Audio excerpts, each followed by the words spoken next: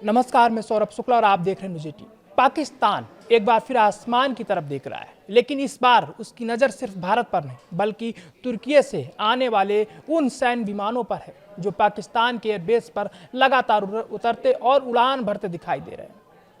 19 से 21 अगस्त के बीच तुर्की के कई C-130 हरकुलिस सैन्य परिवहन विमानों की पाकिस्तान में आवाजाही की खबर सामने आई। इन विमानों के रावलपिंडी के नूर खान एयरबेस और कराची के मसूर एयरबेस पर पहुंचने की रिपोर्ट है। सवाल सीधा है, 3 दिनों तक तुर्की के सैन्य परिवहन विमानों की इतनी आवाजाही आखिर किस लिए? भारतीय खुफिया सूत्रों के हवाले से सामने आई रिपोर्ट में दावा किया गया है कि इन विमानों के जरिए पाकिस्तान को बड़ी संख्या में ड्रोन और ड्रोन से जुड़े उपकरण पहुंचाए जा सकते हैं। और बात सिर्फ ड्रोन तक सीमित नहीं है। रिपोर्टों में यह आशंका भी जताई गई है कि पाकिस्तान को HQ सीरीज की एयर डिफेंस प्रणाली भी मिल सकती है। हालांकि यहाँ एक बात बेहद साफ है, इन दावों की पाकिस्तान या तुर्की की ओर से अभी कोई स्पष्ट आधिकारिक पुष्टि नहीं हुई है, इसलिए इसे फिलहाल मीडिया रिपोर्ट्स और खुफिया सूत्रों पर आधारित जानकारी के तौर पर ही देखा जाना चाहिए। लेकिन अगर ये दावे सही साबित होते हैं तो मामला बेहद गंभीर है, क्योंकि पाकिस्तान लंबे समय से अपनी ड्रोन वॉरफेयर क्षमता बढ़ाने की कोशिश कर रहा है। तुर्की के बायकतार TB2 जैसे ड्रोन पाकिस्तान की सैन्य क्षमता का हिस्सा रहे। पाकिस्तान को ऐसे ड्रोन चाहिए जो लंबे समय तक हवा में रह सकें, निगरानी कर सकें और ज़रूरत पड़ने पर हमला भी कर सकें। यानी पाकिस्तान अब सिर्फ हथियार नहीं खरीद रहा, वह नई पीढ़ी की युद्ध तकनीक जुटाने की कोशिश कर रहा है। और यहीं पर आता है ऑपरेशन सिंदूर का संदर्भ। ऑपरेशन सिंदूर के दौरान पाकिस्तान की तरफ से तुर्की निर्मित ड्रोन के इस्तेमाल की खबरें सामने आई थी, लेकिन भारत की मजबूत एयर डिफेंस व्यवस्था के सामने ये कोशिशें नाकाम हुई। यही तस्वीर पाकिस्तान के लिए सबसे बड़ा सबक भी है और सबसे बड़ी चुनौती भी। भारत ने दिखाया कि सिर्फ ड्रोन खरीद लेना काफ़ी नहीं होता है। युद्ध के मैदान में असली ताकत तब साबित होती है जब दुश्मन के ड्रोन आपके आसमान तक पहुंच ही ना पाए। अब सवाल है, क्या पाकिस्तान उसी कमी को दूर करने की कोशिश कर रहा है?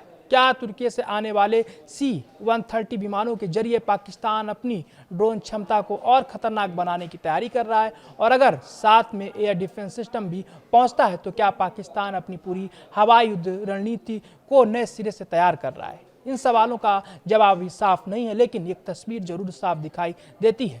अंकारा और इस्लामाबाद के बीच सैन्य सहयोग लगातार गहरा हो रहा है। पाकिस्तान आर्थिक दबाव से जूझ रहा है, उसकी अर्थव्यवस्था पर सवाल है, लेकिन सैन्य खरीद को लेकर उसकी महत्वाकांक्षा कम होती दिखाई नहीं दे रही है। रिपोर्ट्स में दावा है कि सेना प्रमुख जनरल आसिम मुनीर रक्षा खरीद को तेजी से आगे बढ़ा रहे हैं। यानी पाकिस्तान के सामने आर्थिक संकट हो सकता है, लेकिन उसकी सैन्य रणनीति में कोई ठहराव नहीं दिख रहा है। और भारत के लिए यही सबसे महत्वपूर्ण संकेत है, क्योंकि आज का युद्ध सिर्फ टैंक और मिसाइल से नहीं लड़ा जाता।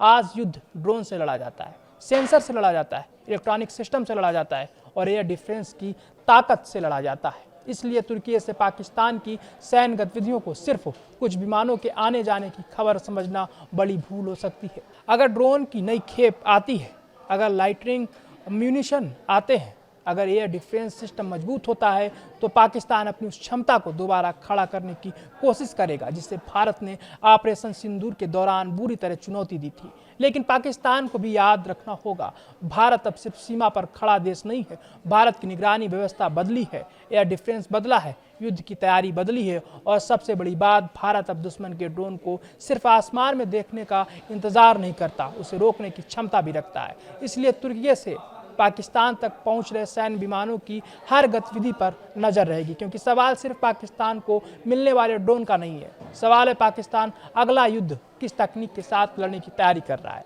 और उससे भी बड़ा सवाल, अगर पाकिस्तान फिर से आसमान में ड्रोन भेजेगा तो क्या भारत उसे दोबारा उसी तरह नाकाम करेगा? लेकिन इतना तय है, पाकिस्तान की तैयारी अगर सच में है तो भारत को भी हर चाल का जवाब पहले से तैयार रखना होगा, क्योंकि सीमा पर शांति की सबसे मजबूत गारंटी सिर्फ बातचीत नहीं बल्कि ऐसी ताकत है जो दुश्मन की हर साजिश को उसकी सीमा पर ही रोक दे।